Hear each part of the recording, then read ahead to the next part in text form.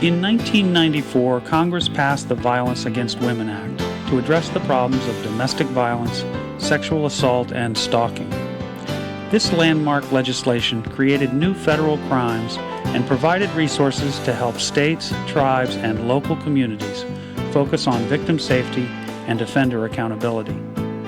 These resources have made a real difference. In Vermont, programs are providing legal assistance and support to isolated victims of domestic violence. After driving a tractor-trailer unit throughout this country for 15 years, I really know that Vermont is one of the most beautiful places in which to live. But it is also very devastating for women who live in Vermont on rollback roads that become impassable by heavy winter snows or muddy spring thaws. On any given day, Winona Ward travels these back roads in her 4x4. Like an old country doctor, she's making house calls, bringing support and legal assistance to victims of domestic violence. Victims whose physical and social isolation might otherwise prevent them from getting help. It's hard for people to comprehend how that isolation affects people that are victims of family violence. That isolation can mean that the person does not have a phone, the person does not have a driver's license or an automobile. These women do not have friends because they are so far out of town. If they reach out for help from family or friends or neighbors that they may have, those people don't want to get involved when this domestic violence incident happens.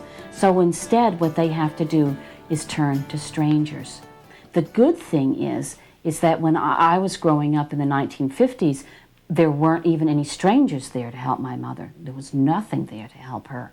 But today, with the women's movement and with a lot of grassroots organizational work here in Vermont, organizational work that's been done by the Vermont Network Against Domestic Violence and Sexual Assault, by Vermont Legal Aid, by the South Royalton Legal Clinic, there are many services available for women.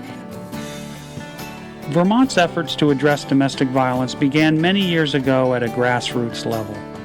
But with the help of the Violence Against Women Act, these efforts have become more and more connected. The most important kind of growth that we've sustained in recent years is the networking that we've done in creating a web of services for victims, in making alliances with the legal community, the law enforcement community, the courts, the social services agencies, so that the flow of information is back and forth. They see the victims every day, they identify the problems, we work on a statewide level to provide those solutions, to give them the tools they need to do more for victims of abuse. And that has worked really, really well. We each use our own expertise in our areas to make change.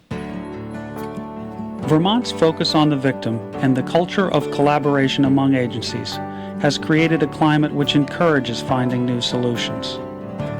VAWA has made it possible to implement these solutions. When I was still at Vermont Law School, I realized that after doing a project at the Orange County Court, the county where I grew up, I read 184 affidavits. Many women were coming in, they were getting temporary relief from abuse orders, but they didn't come back to get the final order. And I said, why is this happening? What I saw was that there was this gap that women had of not being able to get to the courthouse. So that was why I organized Have Justice Will Travel, so that they could get to the courthouse to get the legal representation that they needed, so that I could go to their homes and sit with them where they're comfortable and look at why they need legal assistance.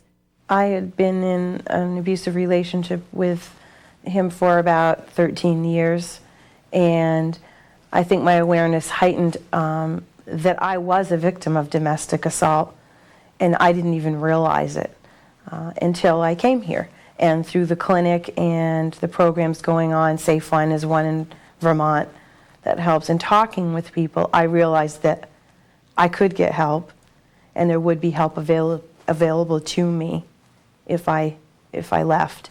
And that was a very comforting thought to know that I wasn't going to be on my own having to deal with legal issues, not understanding legal issues that sometimes can prevent people, I believe, from leaving. Our statute on relief from abuse allows victims to go into court and get a restraining order in the first instance, but then they have to go back to court within a very short period of time for a final hearing. And if the other side is represented by counsel and the victim is not represented, that creates a very unfair imbalance. And so we're able, through our project monies, to hire supervising attorneys to supervise students who will then go into court and represent the victims of domestic violence. And through the involvement of students, we're able to do more cases more effectively. On a narrow technical side, the students gain a wonderful exposure to the nuts and bolts of the practice of law, particularly one branch of family law. They learn to interview their clients, to counsel them, to negotiate with opposing counsel, to draft pleadings, to develop evidence, to learn how to present that evidence in court.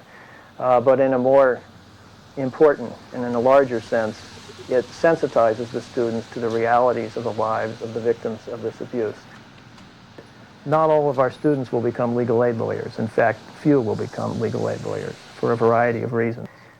But what they bring from this experience is a heightened sensitivity and a caring about this area of the law. And we hope that when they go from here, they will carry into their local practices, their organizations, their bar associations, a real desire to try to address this problem wherever they may be. Before I had the experience with the legal clinic, domestic violence was a surface issue. It was a social issue, but it was somebody else's issue. When I was through with the legal clinic, it was probably the saddest ending of my law school experience. It was something that I very much wanted to continue on with. It's a very rewarding feeling to actually help somebody who's reaching out to you get through this process. In Vermont, many people are reaching out to provide a helping hand to victims of domestic violence. It's a helping hand that extends across both space and time. For here, in this small Vermont town, a new generation of lawyers is learning about domestic violence. And because of the efforts of many Vermonters, children all over the state are growing up in homes that are free from abuse. What I saw when I was studying my own family was that wife abuse and child abuse, I traced back 5 generations in my family, and I saw that it was passed on from generation to generation to generation. And what I feel needs to happen is that children essentially need to learn that it's not okay for daddy to hit mommy. I don't see myself as a victim anymore and take offense when people refer to me as a victim. I'm a survivor, and I've gotten out. And that is the major difference, that I am not a victim any longer. I don't have someone who has control over me anymore. And the major thing for me is fear. The element of fear in my life has been removed. I think that what the domestic violence movement in Vermont is about, as well as everywhere else in the United States, is freedom.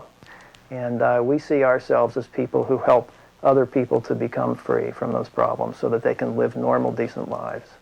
It's that simple.